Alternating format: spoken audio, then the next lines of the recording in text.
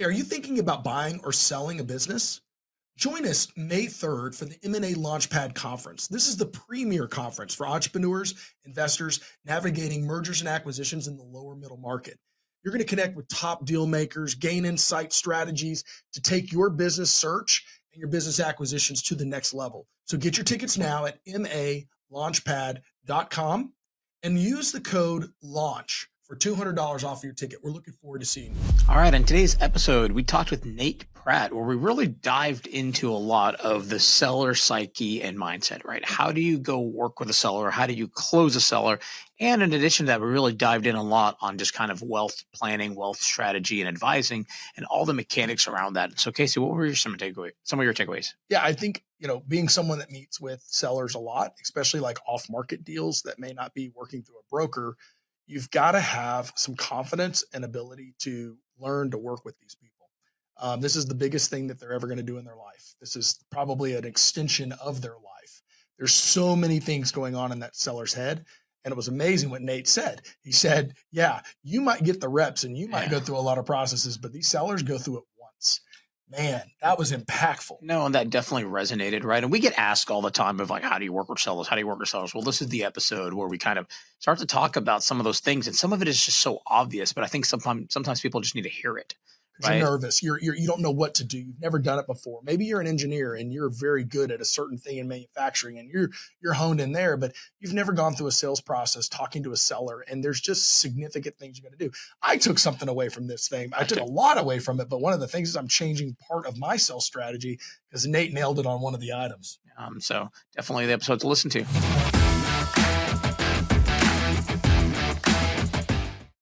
Hey guys, go ahead and just pause the podcast for a second. When you're buying a business, you need to ensure the financial health of the company. The quality of earnings is mission critical. It doesn't matter what size business you're buying. Patrick O'Connell Advisory Group, they're dynamic. They do a great job. They're going to look over your shoulder. They're going to make sure that you're doing the right thing. And this guy's done over 200 buyers successfully, just like you. So reach out to him. And it's O'ConnellAdvisoryGroup.com. Click the link in our show notes. Can't live without this.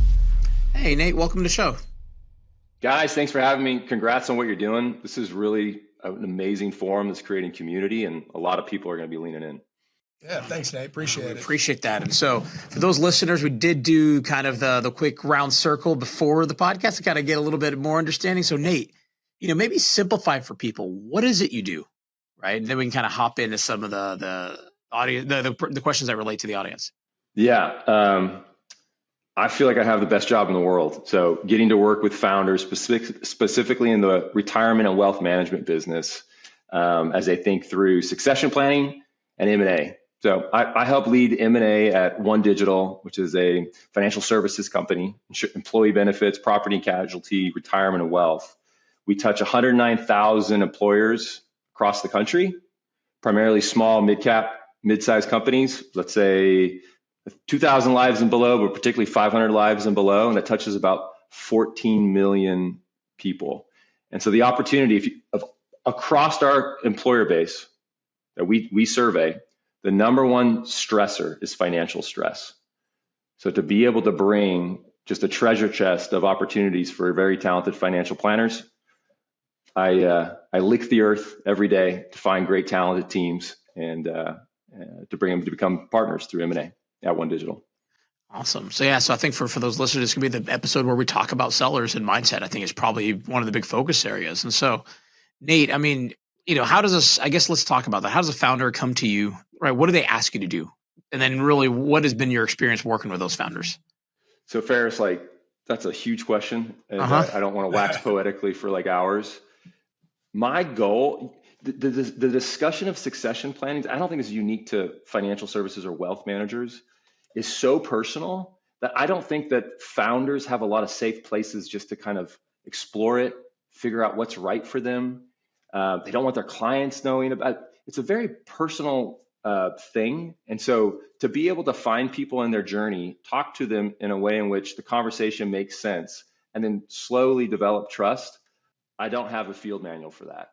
It's truly developing individual relationships where people are comfortable to refer me to have an exploratory conversation, often what they think is years before they're ready for it.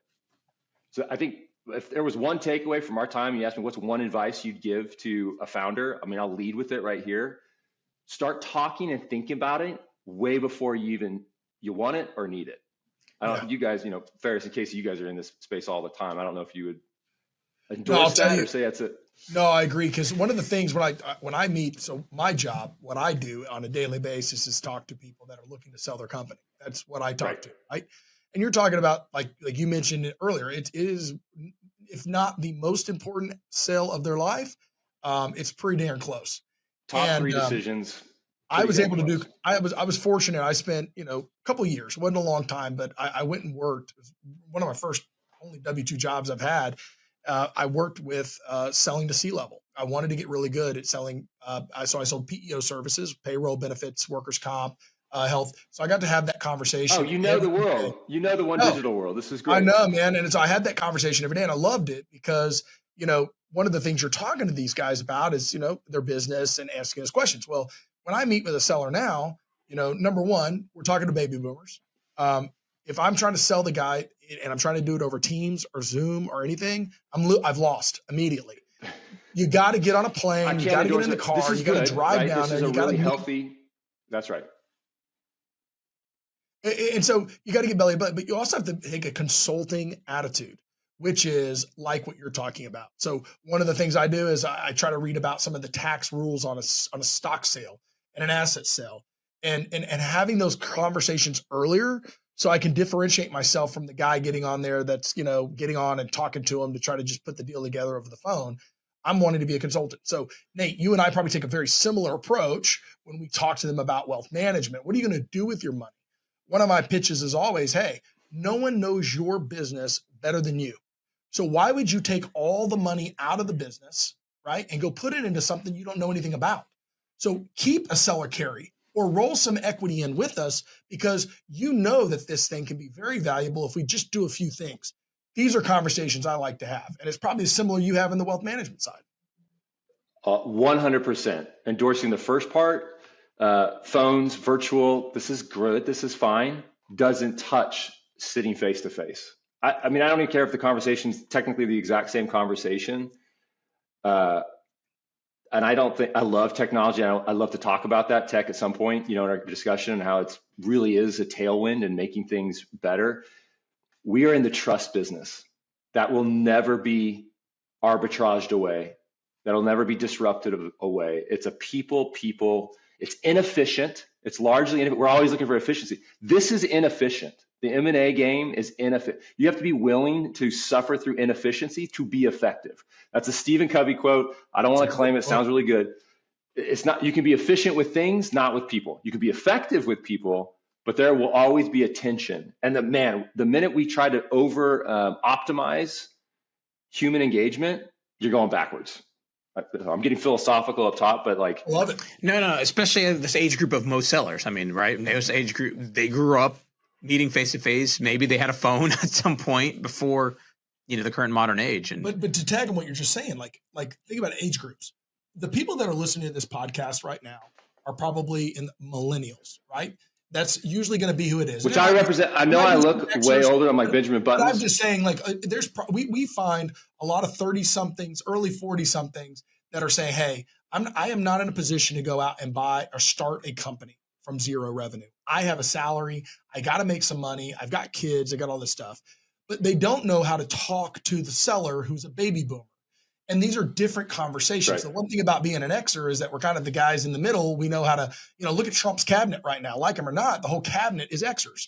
And that's because we are kind of the middle ground of the bridge between the generations. But the millennials is a massive generation, just like the boomers, but they talk different language. Right.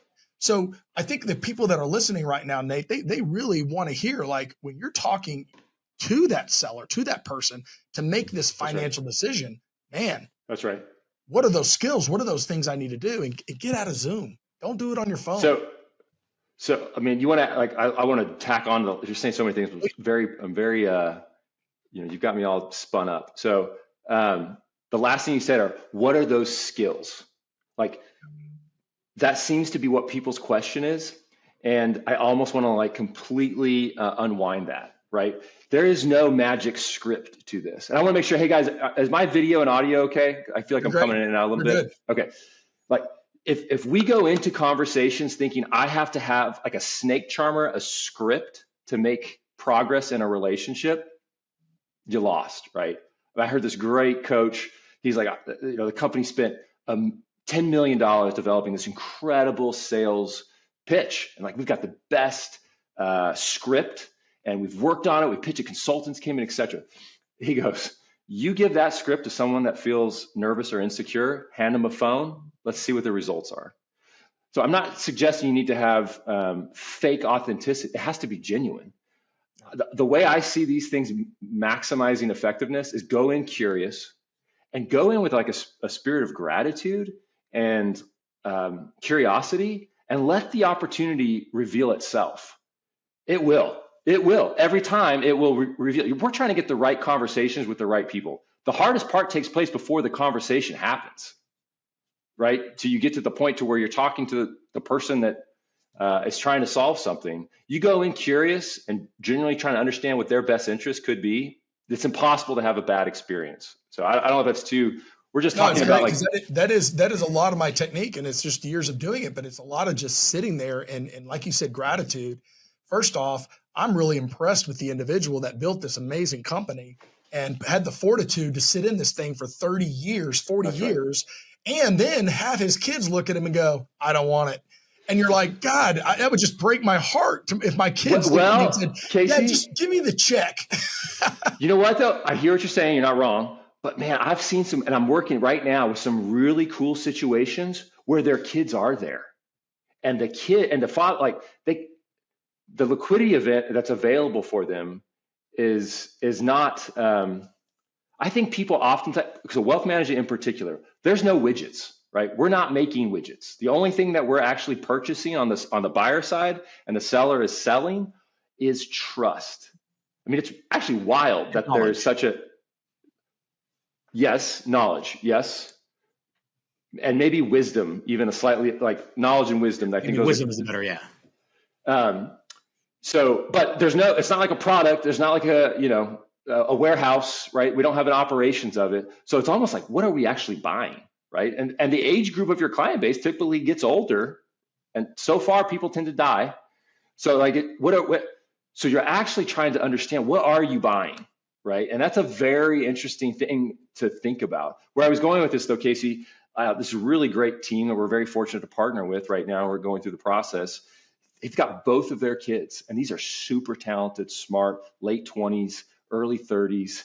And they see what their career opportunity is going to be able to be on the other side. Amplified tailwinds in a bigger organization for bigger impact. And I'd argue that's probably the most significant thing Gen 2 wants. Yes, we all want to make money, but I can promise you that's rarely the number one priority of the seller. They're already wealthy, right? So they're trying to figure they want to make sure they're I think it goes in this order. They want to make sure their people are cared for and their clients are then cared for. That's a provocative statement. Most people always say, I gotta make sure the clients are taken care for. Actually, if the people are taken care for, the clients are going to be taken care for, right? Because the clients love these people. And so if you can create a narrative, a story, and a framework and a vision where the Gen 2 and Gen 3 is like, yes, wow, yes. Now you got something to talk about, and there's a real deal to be had. That doesn't always happen, right? Especially if there is no Gen 2 or Gen 3, right?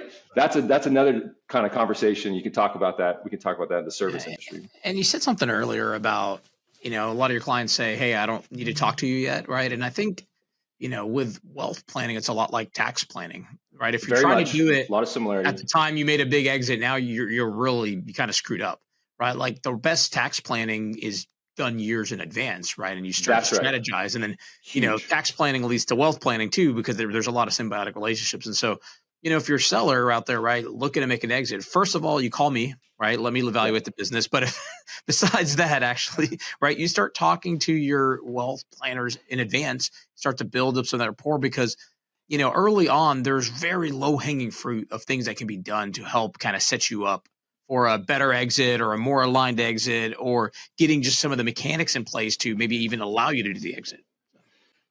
So, right. Feras, so right on all the different vectors. I would say to like double down on one thing you said, trying to figure out what you actually want. I'd actually argue that's one of the biggest riddles that sellers, it's an unarticulated, I don't actually know what I want. So to say I'm ready to sell, man, that is actually, there's so many layers of things to consider. And the word sell, especially in a service oriented like wealth management, I don't think it's the right word, right? If you're really trying to sell and like disappear Jan, like the day it closed, a lot of buyers don't want that, especially when like, what is that? What's going on? Unless there's something tragic and there's a way to kind of massage it. So really what I think the right term in a service oriented wealth management, who do I want to partner with? What type of partnership is going to be kind of the catapult into what's best next for my team and clients? And of course me, because this is almost by definition their largest financial asset. Yes. Right? Even though these are very wealthy people, the actual enterprise value of the business, where multiples are at today, they're high. But you only experience the wealth creation of that asset if you sell. So otherwise it's a liquid and, I'm stating the obvious, but that can get, that's not an unimportant, point. So anyways, the point that you were making, Feras, with that was really good. Try to understand what you really are trying to solve for. And that's not just, the first question I think people are seduced into asking is, what are the multiples you're paying, Nate? What are your ranges, right? What is this? And like, it's actually no secret. The industry is like so transparent. I mean, the markets are pretty efficient. Some people don't like that term, but in terms of like where the range of pricing is, the smaller the firm, smaller the multiples, the bigger the firm, they go up. But, I see things, we talk, it's a very interesting in the wealth management space, we talk AUM because it sounds really good. But that's not revenue, right?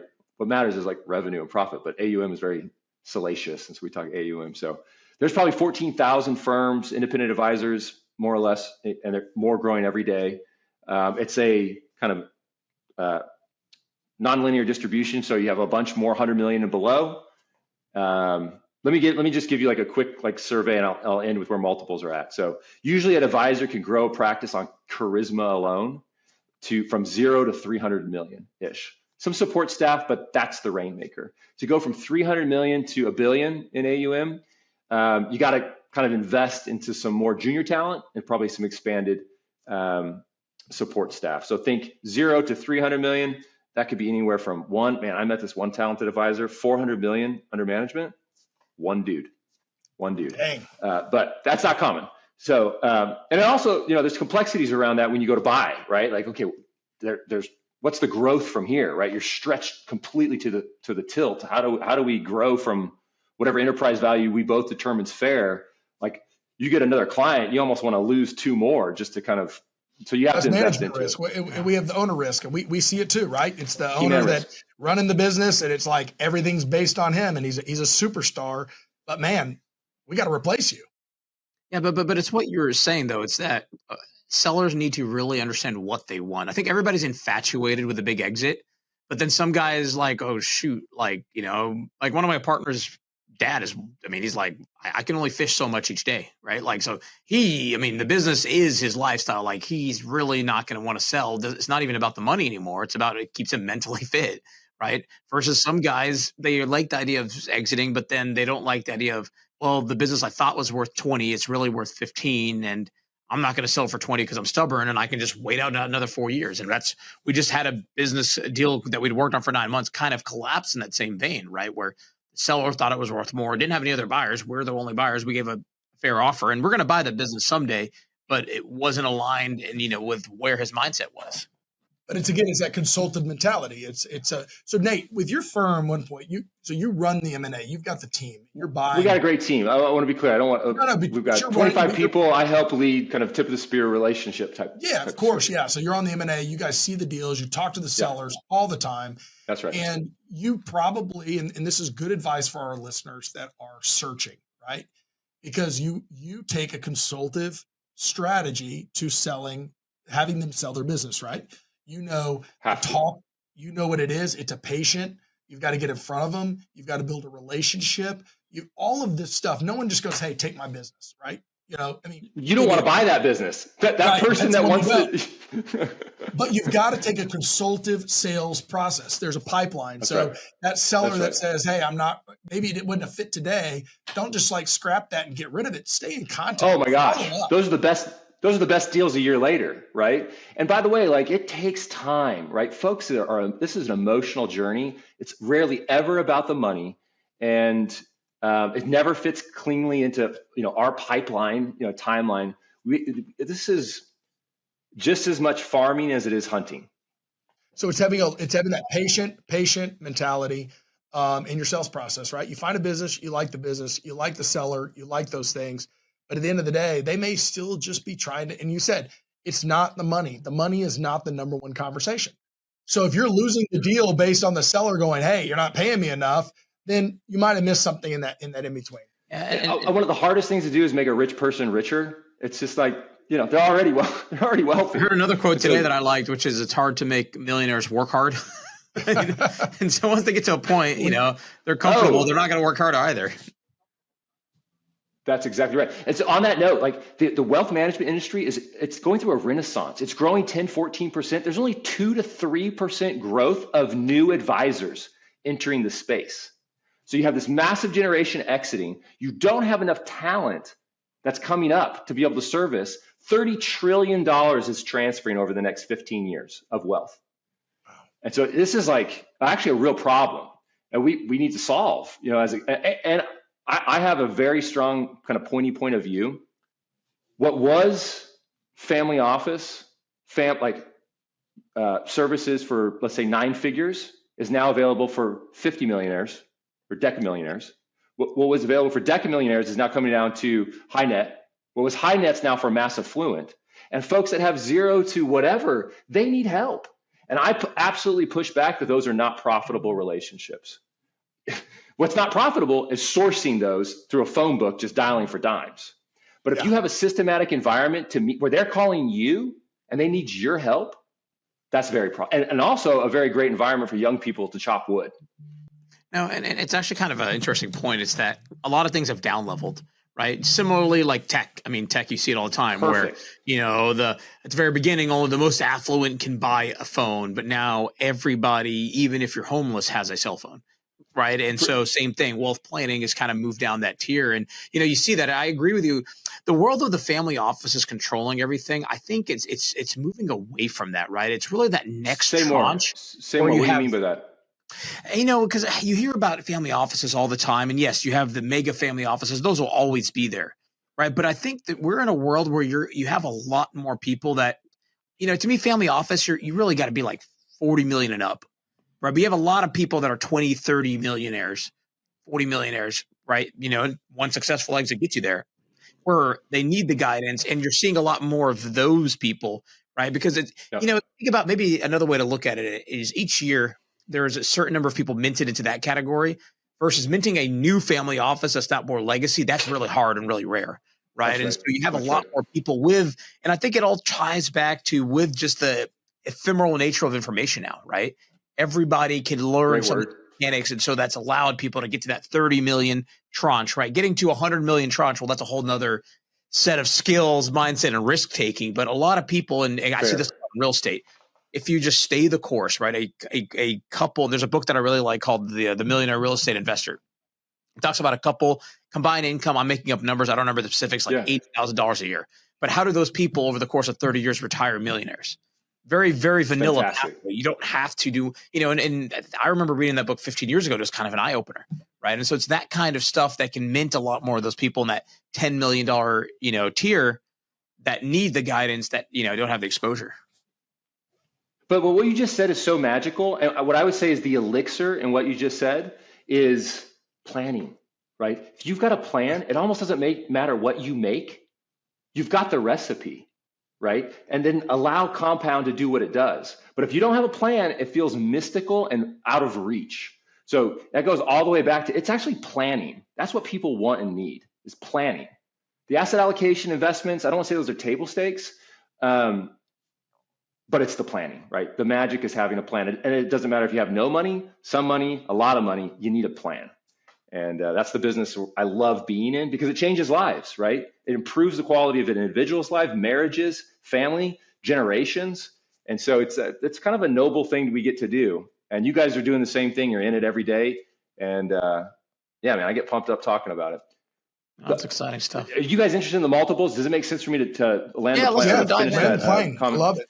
Well, yeah, that's the too many land the plane references, but rounding third, land the plane, whatever inning we're in. There's kind of three, in my opinion, there's kind of three tranches, maybe four of the wealth management space. You think about them like where do they live? 0 to 300 million. These are broad strokes. It's not scientific. This is me just kind of Nate, musings. 0 to 300, pure charisma, some support. You double down, you invest in the company. You've got 5 to 11, 12 people. You go 300 to, let's say, 1.2 billion, 1.3. To go from $1 billion AUM to 2 billion AUM is a lot. That's a whole nother reinvestment back. The business is amazing, right? So reoccurring revenue, it's sticky. You have the tailwinds of the market, which I guess with the exception of last month, just go up and to the right since 2008. It's a good business, but it's actually still very manual. Technology, I love talking about what AI is doing. The planning, the capability, it's incredible. You can't, AI and individual meetings, you only can have 2 to 5 meetings a day. That's like a lot. And so to go from $1 billion to 2 billion, you either have to completely reinvest profits or you got to start taking outside capital, private equity capital. And then to go from, let's say 2 billion, and there's plenty of exceptions. So if somebody's listening to this, they're like, Nate, look, I'm a 2.8 billion. I'm completely independent. You're totally off. I'd love to talk to you. Please call. But 2 billion, 2 to 10, you might be taking private. 10 and above, you've got to access capital to be able to deploy and grow. So those are kind of, and then you have the megas above and you get into wirehouses and banks. So those are kind of the ecosystem. And in terms of multiples, how those fit, I see everything from, I'm talking EBITDA. Some people like to price off revenue. I think profit's what matter. We all agree. On the smaller end, you look at anything from 5, 6, 7, 8 at close. Then you have an earnout that could be 2, 3, 4 additional turns, up to the low double digits, touching the teens for the bigger ones. The earnouts are still part of it. So when you think about that full package, these are every dollar, let's say like $1 billion, from every dollar that goes into that profit, it's now worth 10, 11, 12 to the enterprise value of the entity. It becomes very difficult for Gen 2 to buy. Every day that passes, a new dollar drops. If you look at the graph, it's a geometric exponential increase, and the earning power of next gen, it can't catch up. So that's where, what we do really helps. So why aren't we doing a roll-up, and then the space, Nate? Yes. That's what they're doing. It's very much available. And I'll tell you what's not getting talked about in the industry, and is 100 million and below. So eyes want scale, private equity wants scale, but the market of advisors, and there's a lot of them, tons of opportunity. Wow. Yeah, and actually, for listeners to know, do you have to be certified? Is there, do you have to do your fiduciary duty? What do people need to know about the space? If you want to be an operator, like you are an advisor and you want to purchase an advisory firm, you got to be licensed, which is a good thing. I wouldn't look at that as like, oh, that's a hurdle I can't. Most of the people that are looking at this are super smart people, and they can pass these tests, and the tests are very valuable and knowledgeable. But my guess is, Feras, that a lot of these folks are already in the industry, or they have some. To be an investor, private equity, have a strategy, that's a very different situation. If you've got an operator that you're acquiring, the licensing can be a bit different. But compliance and regulatory environment is very real. I think that pushes pause on a lot of people that are quote unquote outside in, like, oh my gosh, like what do I not know? It's all learnable stuff. The compliance and regulatory environment is a good thing. It's not bad. And then are you guys fiduciaries? We are.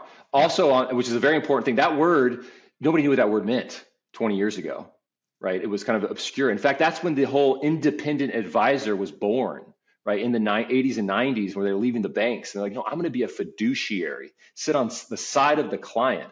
And for decades, that's what this independent advisory space was born. But what's cool is on the other side of it, where we're talking about consolidation, is now we're getting scale with the fiduciary promise up front. And that's ultimately benefiting the end clients tremendously. I totally agree. For those that don't know what fiduciary means, it means that, they have to act in your interest. And if they do something like, Nate tells you to invest with his buddy Casey, right, where it's not clearly the best investment opportunity, but it's more of a relationship, well, then obviously he kind of broke his fiduciary duty, right? That's what that word means for people to kind of understand. So you're investing with someone that you trust. Sorry, go ahead. Yeah, I mean, there's so many definitions, and attorneys really like to kind of expand what the definition is. I think what you just said, Feras, is spot on. To simplify it, you're sitting on the side of the client, not on the side of the product. Yep. And now you're sourcing the product and figuring out what's right, but that does matter. And if you're not, you got to say you're not, and then you can continue to do business. All right, perfect.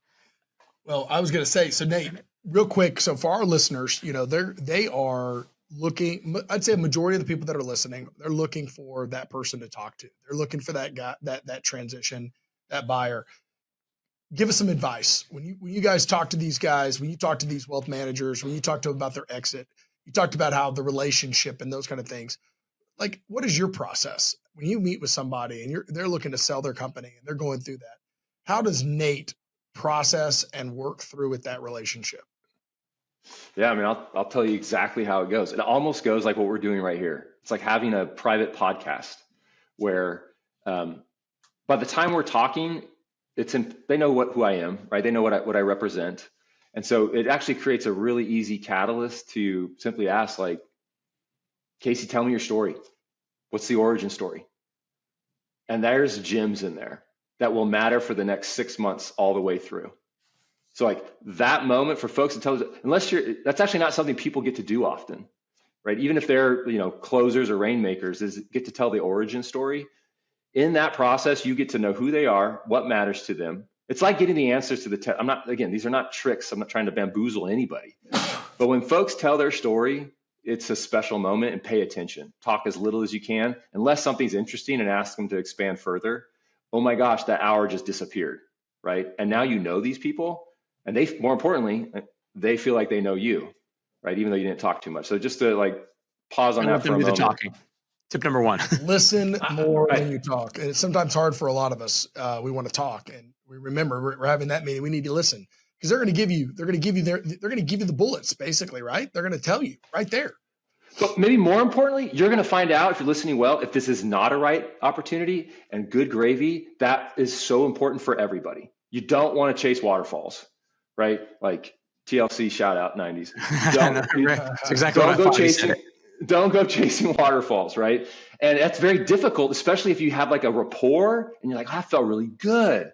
I could, this could work. So it actually takes getting burned. I don't mean burned, but just, things not working out over time, where you can really develop a mature kind of palate for, I don't think there's a lot of things I like, but it's probably not a fit. You should stick to the rivers and the lakes, right? So. Stick to the river. Yeah. Those are very calm. But after that, Casey, just to kind of answer what goes from there. Hey, let's have another conversation, and in my case, I want to socialize them with leadership. I do want them to kind of hear the story. I usually tell the story at our second meeting pretty deeply. I might give a little preview up top, but I'm trying to get to know who they are. We'll hear their story. That's right. And at socialize with leadership, is that now you're creating value with maybe inviting them to an activity, wining 100%. And dining a little bit? Is that the next step typically? Yeah, I mean, some of this you're getting my own not tricks of the trade, but what I believe. I believe dinners matter more than lunches or breakfasts or in office. In fact, I almost require a dinner. So a dinner is not in office. It's a 60-minute. That's a takeaway for me. I like that. I 100% agree with that. I typically try to do coffee because they keep it convenient. No, because my partner, they can just slip out the door. My partner Ben will try to do. I always push the dinners, because I agree. You get to know people much better on a dinner. If they're not going to have the dinner, that also is telling. Right? We're talking about top 3-5 most important decisions of your life. You have a dinner, it's not time constraint, minimum 2 hours, probably 3 hours. I'm not promoting wine, but there's a whole kind of community component, right? I do like wine. I am promoting wine. But there's a whole community component of dining. It's an experience, it's unrushed, and I've never left one that was bad. I've left ones that didn't work out. You don't leave a dinner that's. So I will hop on an airplane and fly across the country, just like I did on Monday, to have a meal. Huge advice. I have always tend to go just because I'm trying to be convenient for them and us, right? Like, hey, coffee, it's not real binding, but you're right. Dinner, man, that is an intimate. It's always intimate. It's a time to just come together. It's what we've always done with our Intimate families. and a natural filter, right? Like part of it is to get them more invested. And if they can't make that investment, then again, it's exactly what Nate said. You probably don't have the right guy. And we've made some of those mistakes too, right? And so the guy that shows up is the guy that's a lot more motivated. So just like, this is literally what I do. We've met a couple times. Maybe we had a good Zoom. The Zoom I would actually recommend a Zoom over a coffee, especially the first one, because it's kind of like a coffee and it's convenient to you and them. Then you go to dinner. And then I say, look, these conversations are not lunch conversations. These are dinner conversations. And I rarely get pushback on that because they agree, right? And so I am asking them to carve out 3 hours generally on a weekday in the evening. That's a social covenant that they're making with me. Are you drinking? If they drink, and if they don't drink, do you not drink? I mean, what are your typical rules? Casey wants all the tips now. No, these are great. Correct. I mean, this is pro stuff. I mean, you're talking about. Yeah. Absolutely. Most people enjoy wine, but not everybody.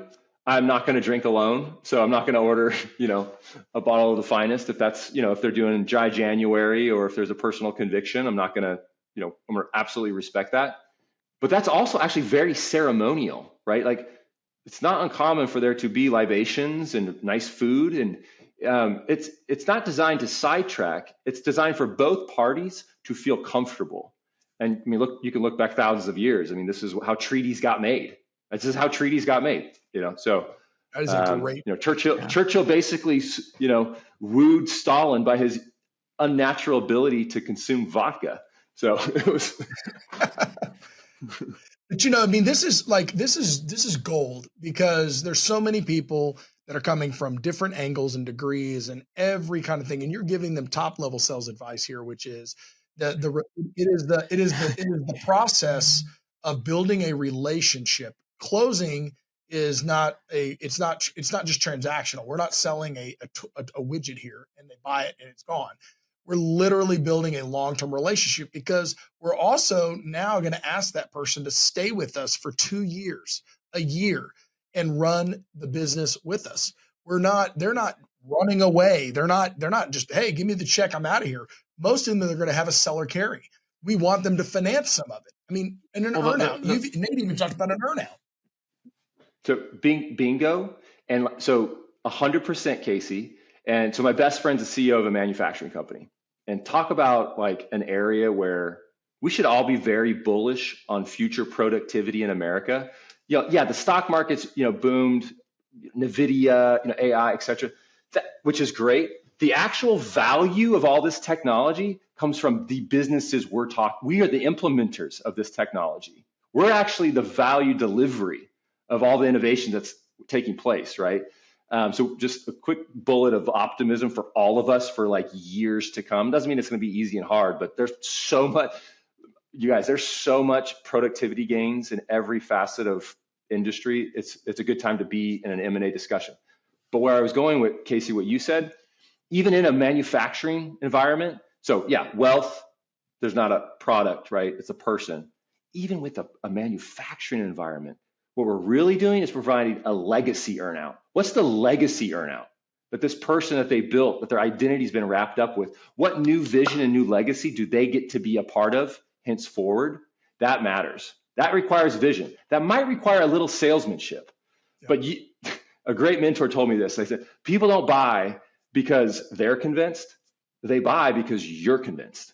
And you can't fake that.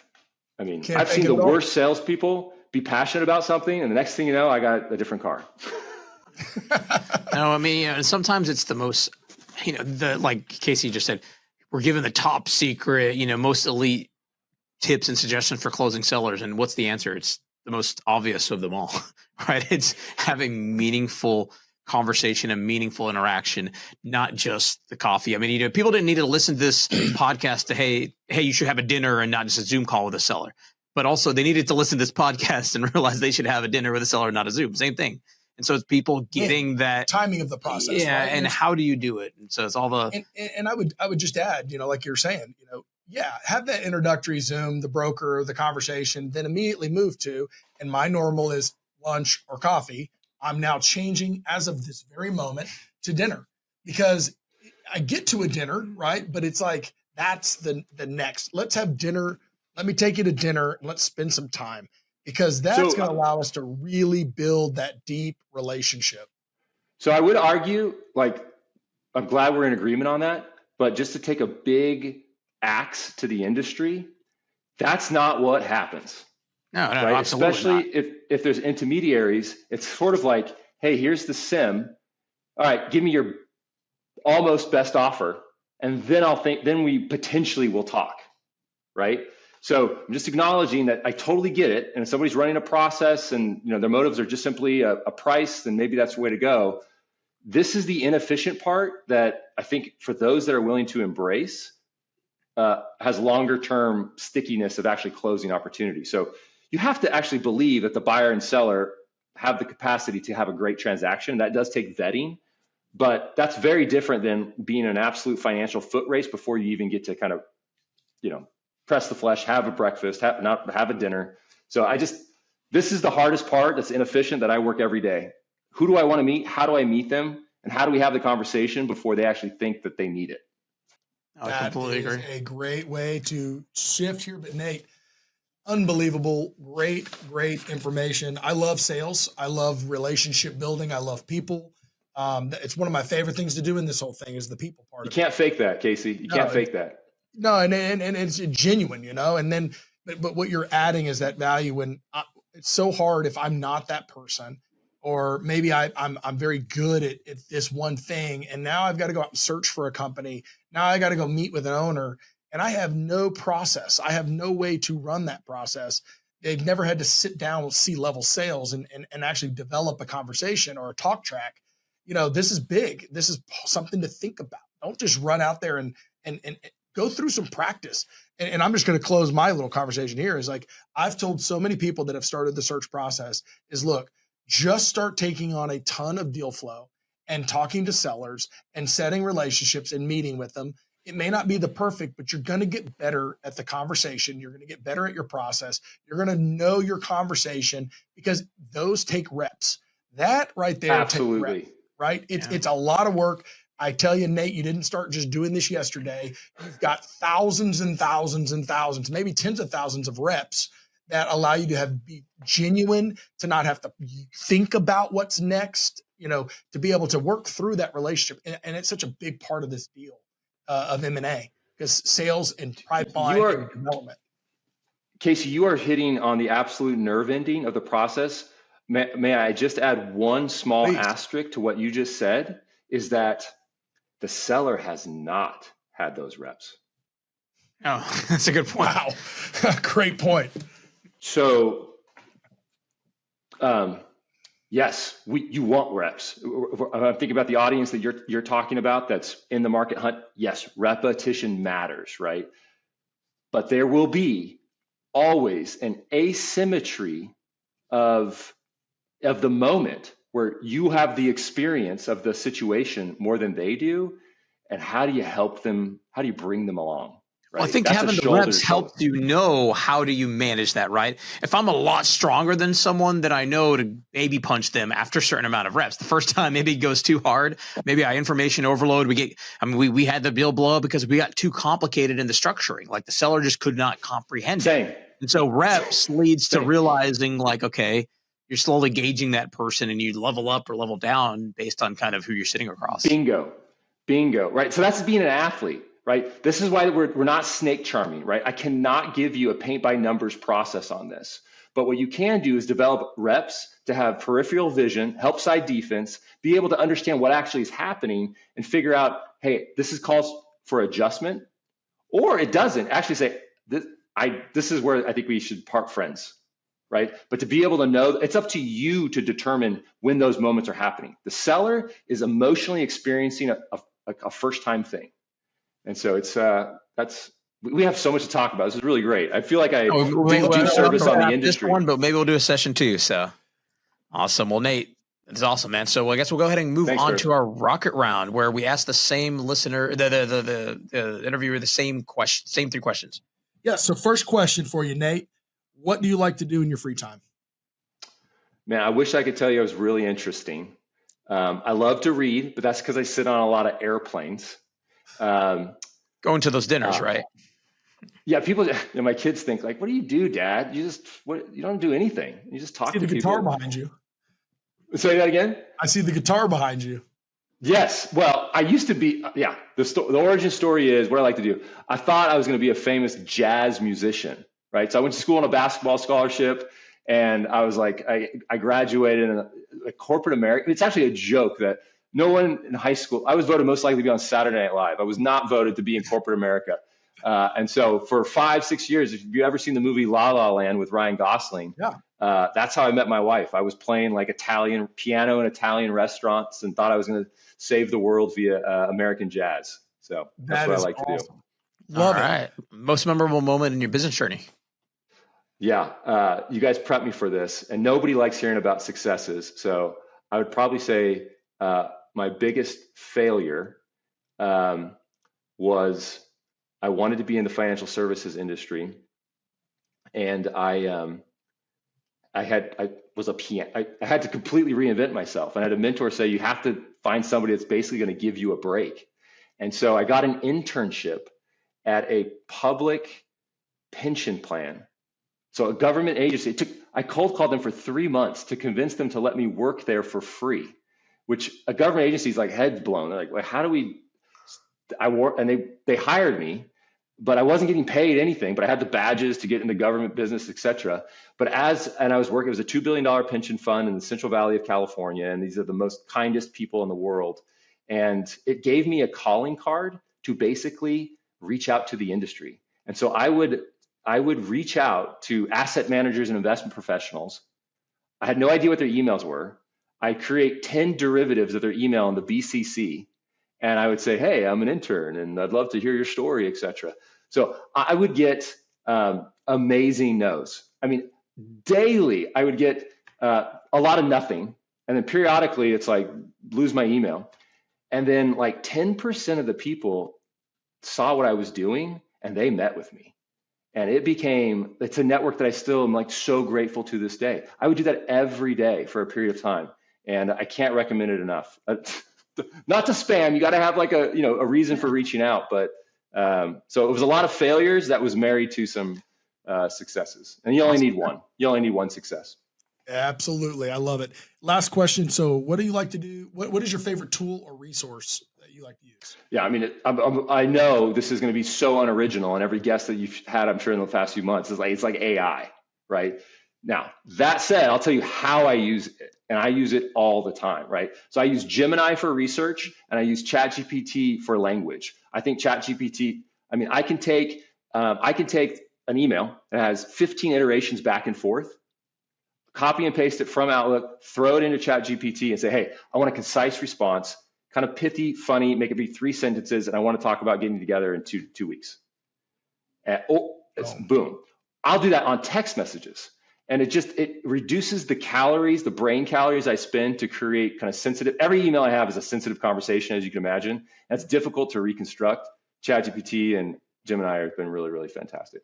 That is awesome. Awesome. Well, Nate, definitely a tremendous amount of information. Yeah, I think we just finished the Zoom call, so I think we'll have a dinner scheduled here soon as we kind of discuss, but really enjoy the conversation. So how do people get a hold of you, Nate? Yeah, you can find me on LinkedIn, Nate Pratt, OneDigital. You'll see me there. LinkedIn's probably the best spot. We have a really fantastic presence on LinkedIn, tons of great content, events across the country, and that's it. Likewise.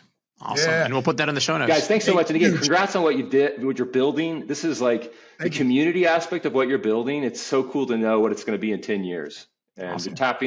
You're tapping people's interest. Appreciate it, Nate. Thank you so much for being with us today. Yeah, definitely. Thank you. My pleasure. Thank you, guys.